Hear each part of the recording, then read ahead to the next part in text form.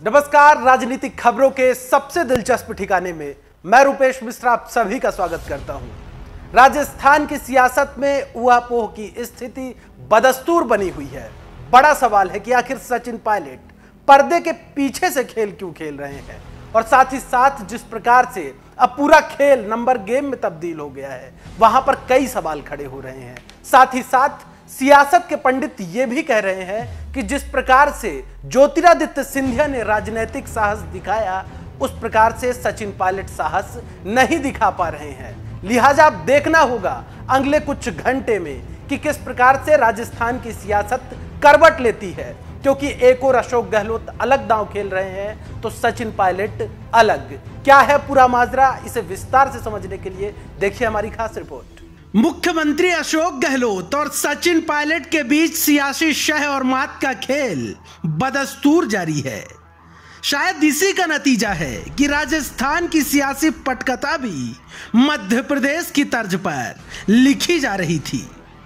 सचिन पायलट अपने मित्र ज्योतिरादित्य सिंधिया के नक्शे कदम पर चलते हुए बगावत का झंडा तो बुलंद किया, लेकिन सिंधिया जैसा राजनीतिक साहस नहीं दिखा सके।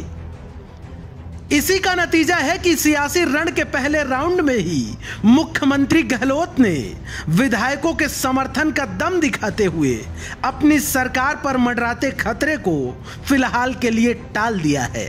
दरअसल ज्योतिरादित्य सिंधिया ने मध्य प्रदेश में कमलनाथ दिग्विजय से नाराज हुए तो सिर्फ पाला ही नहीं बदला, बल्कि कांग्रेस को सत्ता से भी बेदखल कर दिया।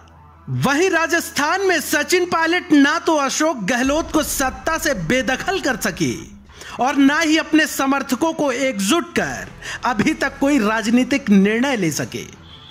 राजस्थान की तस्वीर मध्य प्रदेश से अलग है। इसमें सबसे बड़ा अंतर दिखता है नंबर गेम का, जो ना तो बीजेपी के पक्ष में दिखता है और ना ही सचिन पायलट के सियासी पैमानों पर फिट बैठता है। अब आइए आपको बताते हैं कि ज्योतिरादित्य सिंधिया और पायलट की बगावत में आखिर कितना फर्क है। दरअसल मध्य प्रदेश में ज्योतिरादित्य सिंधिया की नाराजगी इस बात को लेकर थी कि उन्हें कोई अधिकार नहीं दिए गए थे, उन्हें कोई पद नहीं दिया गया था। लेकिन राजस्थान में अशोक गहलोत ने कमलनाथ वाली गलती बिल्कुल नहीं की है। कमलनाथ सीएम के साथ साथ प्रदेश अध्यक्ष पद पर भी बने हुए थे। वहीं गहलोत ने सचिन पायलट को अपनी कैबिनेट में उप मुख्यमंत्री का ओहदा दे रखा है और साथ ही पायलट पीसीसी चीफ की कुर्सी पर भी बने हुए हैं। वहीं दूसरी ओर सियासी पंडितों का विश्लेषण कहता है कि सचिन पायलट के पास फिलहाल महज 20 से 22 विधायक ही हैं। पायलट के साथ कुछ ऐसे विधायक भी हैं जो सरकार के खिलाफ तो हो सकते हैं, लेकिन वो ना तो भाजपा के साथ जाने को तैयार हैं और ना ही अपनी विधायकी से इस्तीफा देने के लिए राजी। इसलिए पायलट भी असंतोष और बगावत की ऊहापोह से बाहर नहीं निकल पा रहे हैं। Bureau report, the fact India.